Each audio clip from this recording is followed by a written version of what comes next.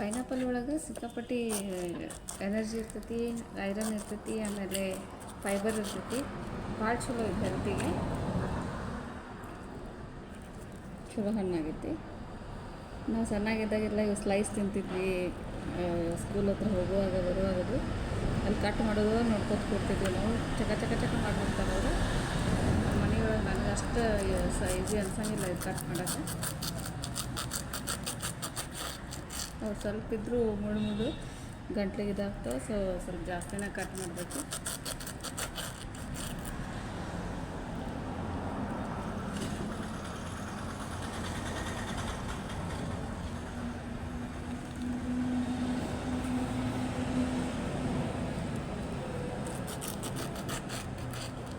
ನಾನು ತುಂಬ ಗಂಟ್ಲು ಇದು ತ್ರಾಸ ಆಗ್ತದೆ, ಸ್ವಲ್ಪ ಹೆಚ್ಚಿಗೆ ಕಟ್ ಮಾಡೋದು.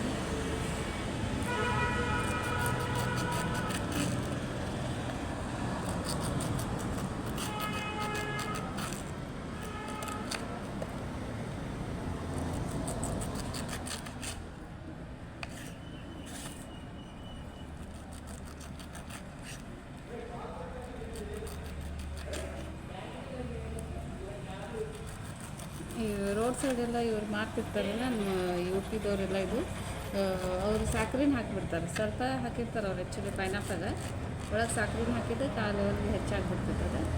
ಇದು ನೋಡಿರಿ, ಇದು ನಡು ಇದು ಇರ್ತೈತಿ, ಅದನ್ನು ತೆಗಿಬೇಕಾ, ಇಲ್ಲ ಅಂದ್ರೆ ಅದು ಗಂಟ್ಲಿಗೆ ತ್ರಾಸ ಆಗ್ತೈತಿ.